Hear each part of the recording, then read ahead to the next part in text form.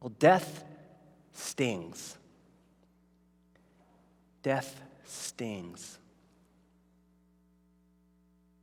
I grew up in Southern California, but my mom was from Arizona. She grew up in a small town in eastern Arizona, and it was a classic kind of small town USA, even in the 80s when I was growing up.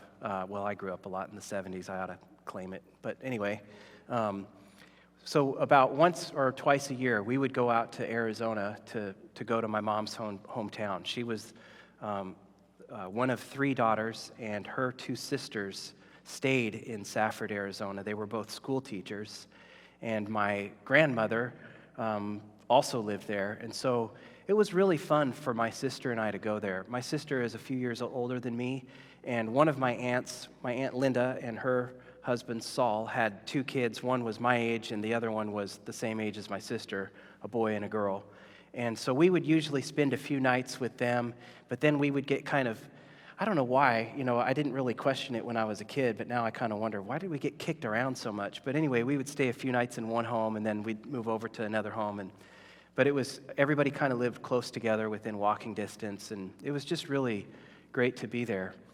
My Aunt Lorna was my mom's younger sister, and she has two children, Owen and Amy, who are quite a bit younger than me. But we spent time with Aunt Lorna also, and her husband David. Aunt Lorna had tremendous faith. She was somebody who, when you met her, you just could tell that she believed in God, just by the way that she carried herself, the way that she spoke, the things that she did not say, the things that she did say. You could tell that she was a follower of Jesus. And so I looked up to Aunt Lorna growing up. When I was in my 20s, I started to really question the existence of God, and I actually began to not go to church, and I wasn't sure that all of this God stuff was real, and I decided that intelligent people could never believe in such fairy tales. I mean, that was kind of the mindset that I had. But I got into a really rough patch in my life when I began to kind of think about, well, who am I, and what is my purpose in life, and what is the meaning of the universe, and why do we exist? Simple questions like that. And so I was wrestling around with those kind of questions, and I began to think about my Aunt Lorna, and I thought, she's a really intelligent person, and she believes in God. Maybe there's something to it. And so I actually decided in my mid-20s to begin to follow Jesus again.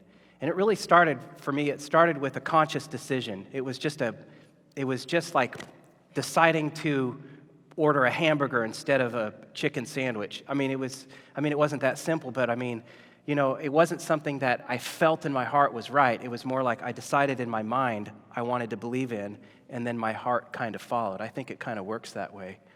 And so I began following Jesus, and at about that same time, my Aunt Lorna was diagnosed with lymphoma. And at that time, it was questionable on whether or not it could be treated. She started doing chemo. She lost all of her hair. She went through all of the rigors of chemotherapy, and really started to do better. We thought she was going to make it. And I remember writing to her a letter telling her how important her faith was to me and how that helped me in my faith. And that was a really important connection that I had with her. But she died. Nobody expected it, but she died. And it was painful. It stung. Here was this person who had such tremendous faith and had so much to offer the world. She was a person that was unashamed of talking about Jesus. She was a strong Christian, and she died. She was only 5 years older than I am right now when she died.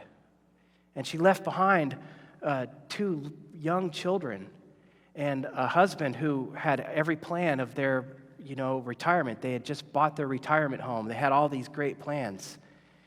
She's dead. Death stings. Today is a day that we think back on people that we've lost, And it hurts. It hurts to think about people that we've lost. But it's okay to feel sad today. It is normal and okay to feel sad about people that we've lost.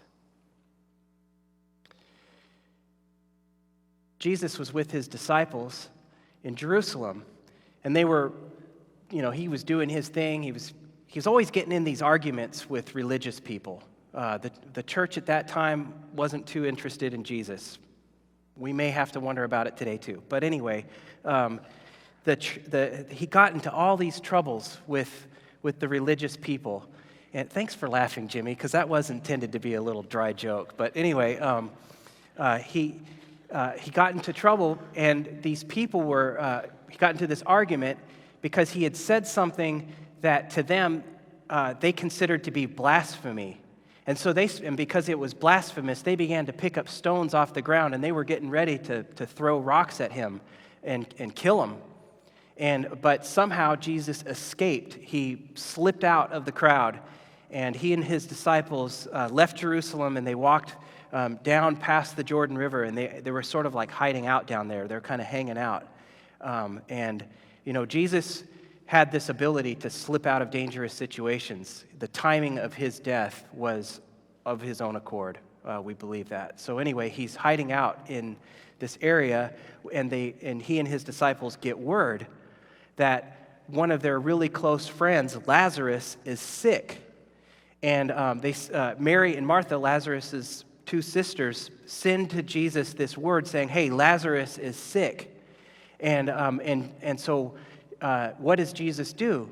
Does he get up and just go back because Bethany is where Lazarus was from. Bethany is right next to Jerusalem, which is where he just escaped danger. Does he get up and go back to Bethany? No. He stays there for 2 days. And then he decides, okay, let's go to Bethany.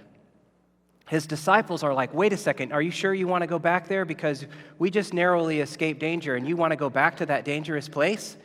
And Jesus said to them, I have to fulfill my purpose for what I'm here to do. And the Gospel of John describes Jesus as being the light of the world. He was the light that came into the world. He came to extinguish the darkness. He came to push the darkness back. And so he says to his disciples when they're questioning whether they should go back to Bethany because it's so close to Jerusalem and people there wanted to kill them, he says to them, there are 12 hours of daylight every day. During the day, people can walk safely. They can see because they have the light of this world. But at night, there is danger of stumbling because they have no light. And so what Jesus wants to do is he wants to bring light to a dark situation. He wants to bring light to the people that are in Bethany who are grieving Lazarus. Because when Jesus gets there, Lazarus is dead. So he and his disciples do go to Bethany. When they get there, Lazarus has died. And Lazarus' sisters are not too pleased with Jesus for delaying and not getting there in time. And they ask Jesus, they say to Jesus, if you would have come earlier, he would not have died. You could have saved him. So they say, Lord, if only you had been here, my brother would not have died. And underlying that statement, I think there is a question. And the question that is underlying that statement is, why? Why did you wait? Why did Lazarus have to die? And we have that same question, don't we? In the midst of death, when we experience the loss of a loved one, don't we want to ask why? Why? Why did Lorna have to die at the age of 49? Why are there so many school shootings these days? Why is there this crazy outfit called ISIS just hell-bent on destroying people? Why? I mean, don't you want to know why? Yesterday morning, early in the morning, I don't know if you noticed there was quite a bit of rain, And there was, and I don't know if you had it on your phone, but my phone just kept going, and I'd look and, oh, tragedy, great, and well, a couple of blocks away from our house, there was a path of destruction. Apparently, it looks to me like a tornado kind of touched down and buzzed through, because there was like a 2 or 3 house wide path. And it was just incredible to see this. And I was curious about it. So Scott and I drove over there and kind of looked at it. And Scott asked me the question, why does this kind of stuff happen? Why does God let this kind of stuff happen? Why does he have tornadoes? And, we can come up with all kinds of things to say about that. We could talk about, well, flooding is good. It kind of cleanses the earth, and it's good to kind of cleanse through. And, we've had a lot of cleansing recently. We could talk about how earthquakes are really just an aspect of plate tectonics. If you took geology, the plates of the earth is composed of these plates that when they move, there's an earthquake. And that really might be because over a billion-year period, the earth gets renewed, and it's good for the earth to be renewed. Wind can knock down trees, and the trees can decompose into the soil, which helps the soil to remain rich. Wildfires can get rid of, there might be reasons for there being natural disasters in the world. But to answer Scott's question, why, I can't answer it, because I simply don't know. And a couple weeks ago, I got a little bit of insight on how we might think about this. Amy and I went to South Africa, as I mentioned earlier, and 2 Sundays ago, we heard a sermon by a guy named Reverend Vusi Vilakati. And he was preaching on Job. You guys know the story of Job? The story of Job is that Job was this guy who lost everything. Everything was taken from him. His whole family, all of his wealth, everything gone. And that happens right at the very beginning of the story. And then you have a lot of chapters of conversation. And Job is asking one basic question over and over in a variety of ways. And that question is why? And his friends come to him and they start trying to give him answers for why. And they tell him things that maybe you and I have heard when people have tried to supply the answer to why. They asked him, well, Job, maybe you sinned and this is your punishment. But that proved not to be true because Job was considered to be totally righteous. Or Job, maybe God was trying to teach you something. That's another lousy response. Hey, maybe this is so you'll learn something. Well, that doesn't really hold water either, because the way that God teaches is, the way we see Jesus teaching is not by destroying things. We see him teaching with actions of love and mercy. We don't see him destroying things, except for that one poor little fig tree. But anyway, but Job's friends say, well, maybe God wants you to learn something. But they just go, why? They're just kind of struggling with this question, why, for 37 chapters. But then in the beginning of chapter 38, God finally speaks. And what God does is he shifts the question from why to who. He says, who are you? And who am I? That's what we need to be thinking about.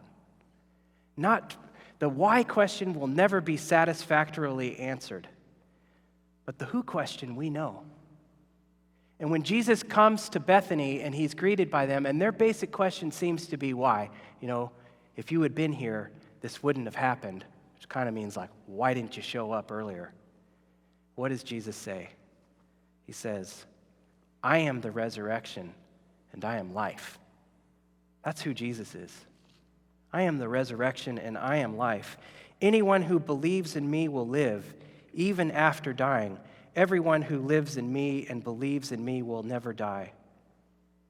That's who Jesus is.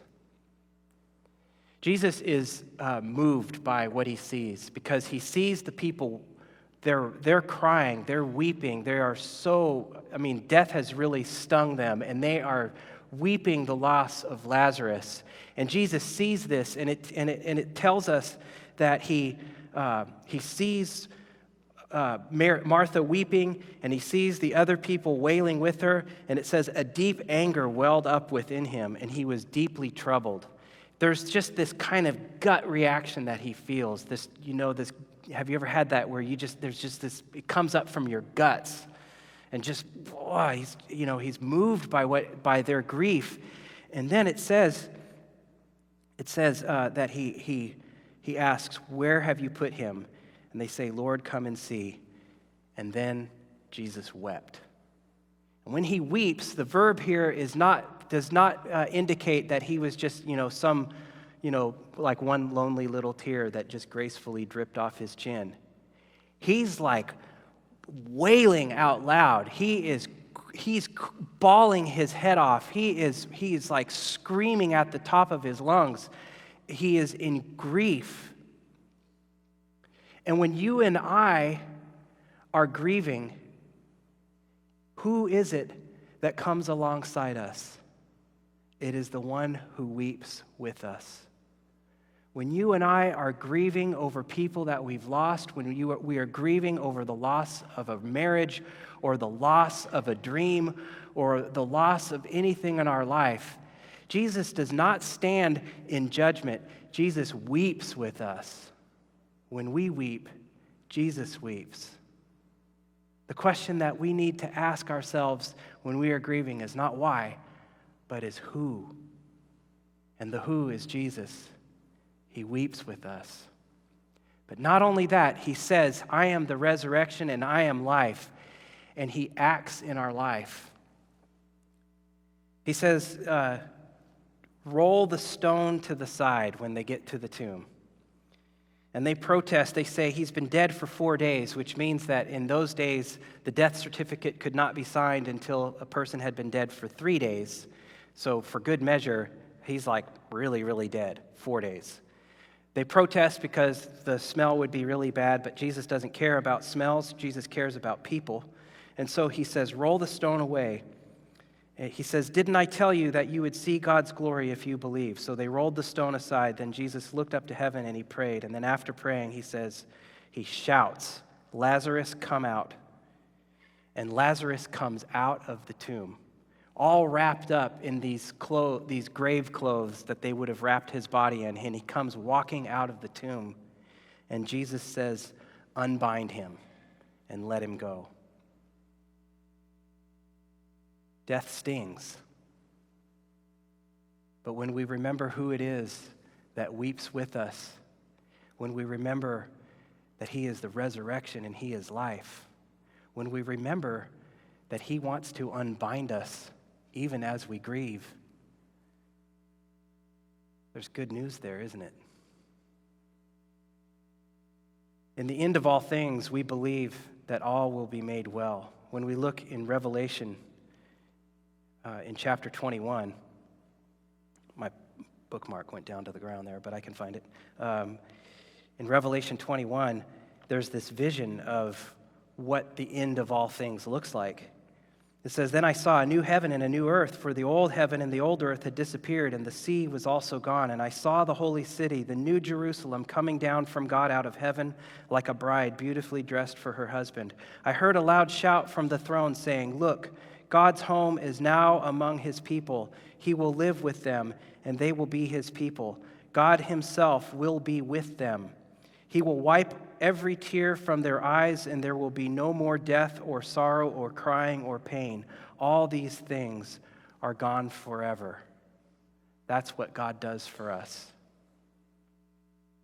Jesus said, "I am the resurrection and I am life. And if you believe in me, you will not die, but you will have life forevermore." And today is a day that we remember those we've lost, but it's also a day that we celebrate who they are in Jesus Christ. And it's a day for us to remember that as we believe, we will also join them. We will also join them in that eternal home where there is no more there are no more tears. There is no more mourning. There is no more pain. Death stings. 1 Corinthians 15:55 says this, O death, where is your victory? O death, where is your sting? For sin is the sting that results in death, and the law gives sin its power. But thank God, he gives us victory over sin and death through our Lord Jesus Christ. Amen.